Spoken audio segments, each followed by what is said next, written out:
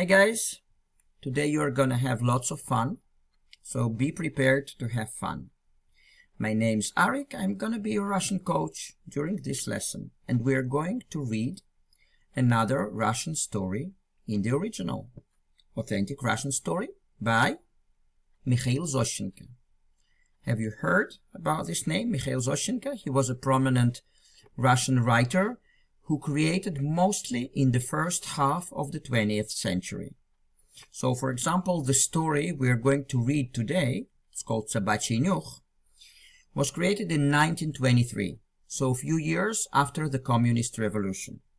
And it depicts, in a humorous way, in a satirical way, kind of life and state of mind of people in the first years during the Russian Revolution. So, you can open the link below this video so that you have this story on your screen.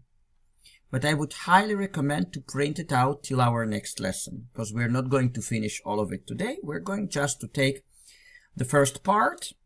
Please open the story. I'm going to show you the part which we will be reading during this lesson.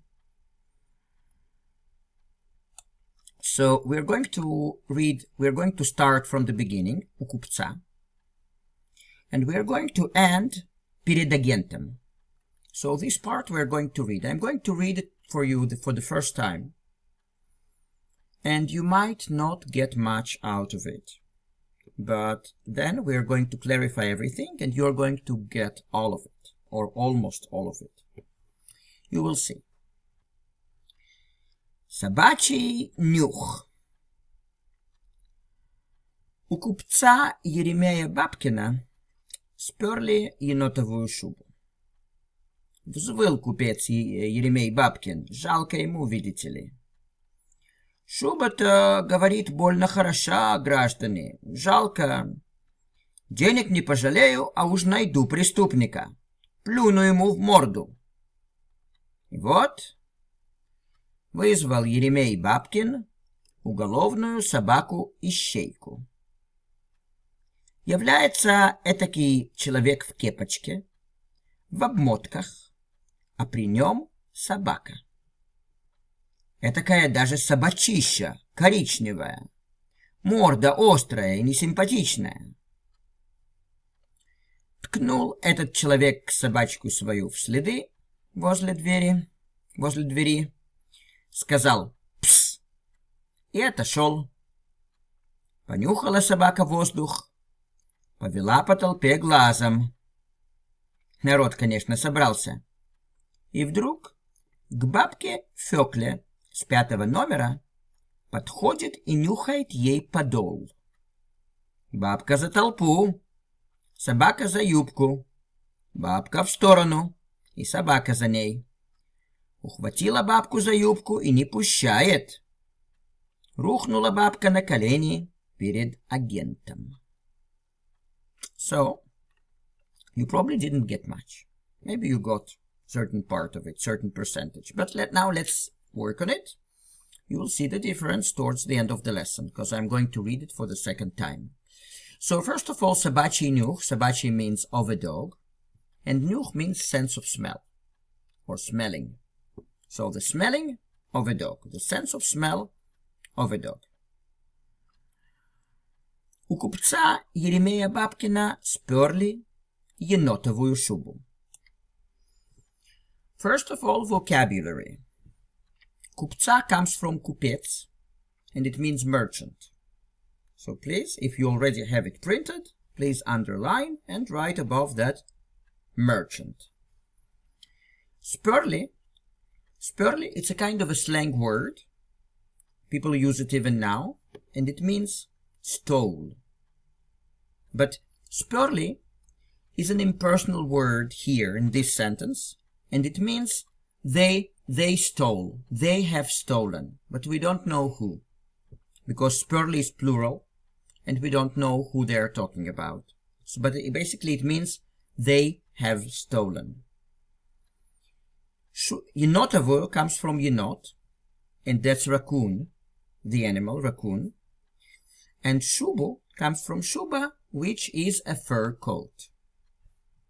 So, how does it all work together? У купца Еремея Бабкина сперли енотовую шубу. У here means from. From the merchant Yeremei Babkin, they have stolen the raccoon fur coat. It's not exactly how we would say it in a perfect English, but that's you got it, right?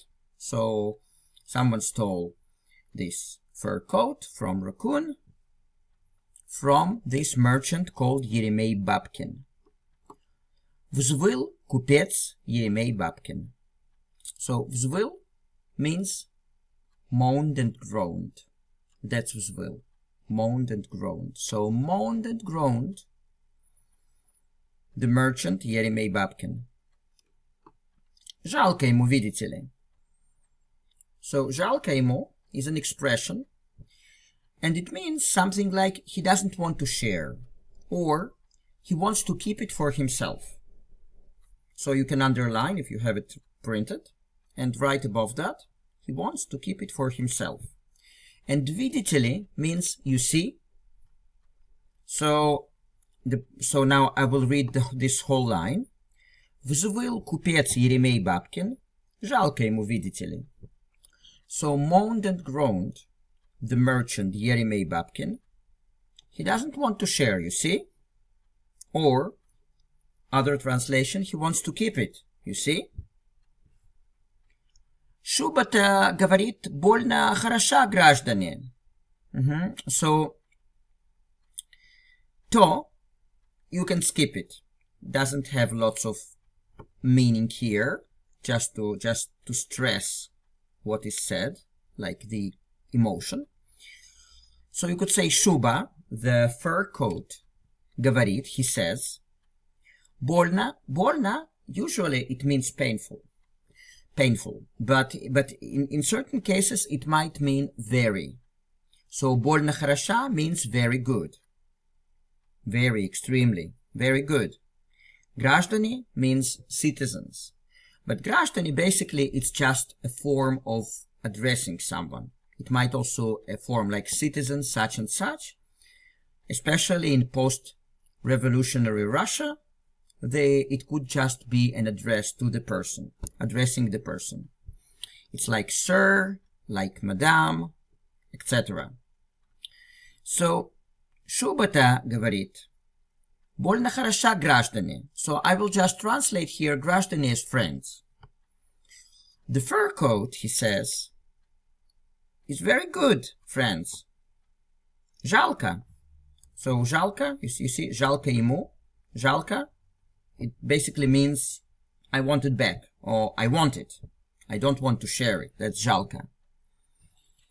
Денег не пожалею, а уж найду преступника. Уж, again, you can skip it. There is no much meaning to this word here, just stressing the emotion. So, it's this guy is talking, this merchant is talking. Денег не пожалею. Денег comes from деньги, which is money. Не пожалею, that's future, I won't spare. Or I won't spare. I won't spare the money. Не пожалею. А means but. Найду преступника. Найду, that's the future of найти, which is find. But, will find. Преступника comes from преступник, which is a criminal. So he is saying, денег не пожалею, а уж найду преступника. I will not spare the money, but will find the criminal. Плюну ему в морду. So морда, so first of all, плюну, again, that's future. It means I will spit. And морда is in slang, it means face. In case of animals, it might also mean muzzle. Muzzle, yeah? But for people, it's a slang, and it's face. So, плюну ему в морду, I will spit in his face. Плюну ему. I'll spit to him in the face. И вот вызвал Еремей Бабкин уголовную собаку-ищейку. И вот means and so. Вызвал invited or ordered, summoned, basically. So you can вызвал summoned. Ремей Бабкин. Уголовную means criminal. Criminal, but in this case, criminal doesn't mean that this dog was a criminal, but it worked with criminals. It helped finding criminals. So that comes from уголовная собака, which is a police dog. And ищейка is the same. It's a police dog. A dog that helps to find criminals. So now look how it works together. И вот, вызвал Еремей Бабкин уголовную собаку-ищейку. And so, summoned or ordered Еремей Бабкин, a police dog. Yeah, because уголовную собаку and ищейку, basically it's the same thing. And we continue. Является этакий человек в кепочке, в обмотках, а при нем собака. First, vocabulary. Является means appears. Этакий means a kind of. Этакий, a kind of. Человек в кепочке. Человек, a person. В кепочке in a cap. Кепочка means cap. В обмотках. So, обмотки in this case means a very poor clothes, like rags. Yeah? В обмотках. In rags. In poor clothes. А при нем собака. So, a here means and при нем means with him, in this case. And with him a dog. So, является этакий человек в кепочке, в обмотках, а при нем собака. Appears a kind of a person in a cap, in rags, and with him a dog. And then he depicts this dog, describes it. Этакая даже собачища. Коричневая, морда острая и несимпатичная. By the way, I might have read the first time when I read the whole part for you, this word as собачища. I don't remember, but that's собачища. So you stress ba, собачища. And собачища means a huge dog. It's a non-standard word. I haven't heard it, but like in a common speech. But you can, by this part, чища, you can understand that that's something very, very big. So, собачища means a huge dog. Даже means even. And этакая, it's the feminine form of этакий, which is a kind of. Or you can also say such.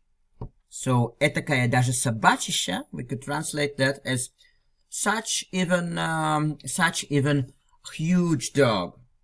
Yeah? Or a kind of even, which sounds even better in English. Коричневая means brown. Морда, muzzle. Yeah, because here it relates to an animal, so that's muzzle. Острая, sharp. Несимпатичная means unattractive. Because in Russian, if you describe someone as sympatичный, it means attractive. So this guy is coming, а при нем собака, and with him a dog. Этакая даже собачища. So a kind of even huge dog. Коричневая, a brown one. Морда острая. The muzzle is sharp-muzzled. И несимпатичная. And unattractive. Ткнул этот человек собачку свою в следы возле двери, сказал «пс» и отошел. So ткнул means poked, to poke, P-O-K-E. So poked that person, his dog, into следы. Следы means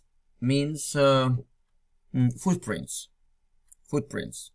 So this person poked or pushed, like meaning pushed her nose, pushed the nose of the dog. The человек, this person, собачку свою, his dog, into the footprints возле двери. So nearby a door. Those are simple words, you probably know them. Сказал пс, so he said пс, и отошел, and stepped away. So отошел means stepped away. So again, ткнул этот человек собачку свою в следы возле двери, сказал пс, и отошел. So poked that person, or pushed this person, his dog, into the footprints near the door, said pss, and took a step away. Понюхала собака воздух, повела по толпе глазом, народ, конечно, собрался, и вдруг к бабке Фёкле с 5-го номера подходит и нюхает ей подол. So, понюхала собака воздух. Понюхала means smelled. So, понюхала собака воздух would be smelled the dog, the air. So, the dog smelled the air. Повела по толпе глазом. So, повела глазом is an expression. So, if you have it printed, please underline it with one color. Even though those are two separate words, there is something in between. But повела глазом, it means started looking. And по толпе comes from толпа, which is a crowd. So повела по толпе глазом, altogether, would mean started observing the crowd, started looking at the crowd, or started inspecting the crowd. Народ, конечно, собрался. So, народ means also crowd. Народ basically means like people or a nation. But in this case, it's just lots of people. Конечно means of course. Собрался gathered. So the crowd, of course, gathered. Народ, конечно, собрался. So look how it works, the first part of the sentence now. Понюхала собака воздух. Повела по толпе глазом. Народ, конечно, собрался. So smelled the dog, the air. Moved on the crowd, an eye. Moved an eye along the crowd. The crowd, of course, gathered. И вдруг к бабке Фёкле с 5-го номера подходит и нюхает ей подол. Вдруг means suddenly. Do not confuse it with drug, because I know from my students that vdrug and drug, a friend, sounds similar, but no. Vdrug means suddenly. So, с 5-го номера подходит, and so нюхает means smells, and подол means the lower part of the skirt. So what does it mean? And suddenly, to the babka basically means a woman. Yeah, like quite an old woman, or the woman that is getting old. That's babka. I will translate. I will keep it babka because that's a authentic Russian word. So, and suddenly, to the babka Fokla, from the 5th number, probably from the 5th apartment. Yeah, с 5-го номера, from the 5th number, approaching. So it means they talk here about the dog. Yeah, подходит means approaching, means the dog approached that бабка Фёкла. И нюхает ей подол, and smelling her the edge of her skirt. Yeah. So again, I will translate now into a normal English so that you get the sense of it, and then I will read it again in an improper English so that you will get the sense of Russian. Понюхала собака воздух, повела по толпе глазом, народ, конечно, собрался, и вдруг к бабке Фёкле с 5-го номера подходит и нюхает ей подол. So the dog smelled the air, shifted its eyes along the crowd.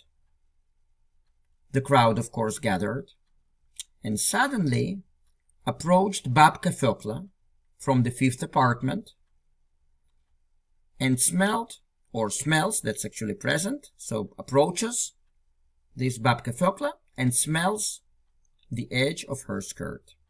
That was proper English. Now improper English. Smelled the dog the air, shifted on the crowd an eye. Crowd, of course, gathered, and suddenly to Babka Fokla from the 5th number approaches and smells her the edge of the skirt. Babka за толпу. So Babka behind the crowd, because толпа means crowd. It means that she ran, or she walked, or she hid behind the crowd, but in Russian you can skip the verb. You can skip the verb, and but it kind of implies it. So Babka за толпу, basically it means Babka kind of hurried behind the ground, behind the people. Собака за юбку. Again, you see, no verb, but you can realize that that's kind of grabbed, because юбка means skirt. Собака за юбку means the dog is at the skirt, but you can comprehend it because it implies that the dog has grabbed her skirt. So собака за юбку, in English we would translate the dog grabbed the skirt, or grabs the skirt rather. Бабка в сторону, а собака за ней. You see, those are sentences with no verb. In English you wouldn't tolerate that. So бабка в сторону, so бабка to the side, и собака за ней, and the dog after her. That's clear, right? Ухватила бабку за юбку и не пущает. So ухватила means grabbed. За юбку means with the skirt, or holding the skirt. So за basically means, in this case, it means holding. In other cases, that would be behind something, but that's holding. So ухватила бабку за юбку, it means she grabbed Babka, holding her skirt. So basically it means that the dog held the skirt of Babka, and so Babka couldn't move. So you could say that the dog grabbed Babka herself. So ухватила бабку за юбку и не пущает. Не пущает, it's a kind of a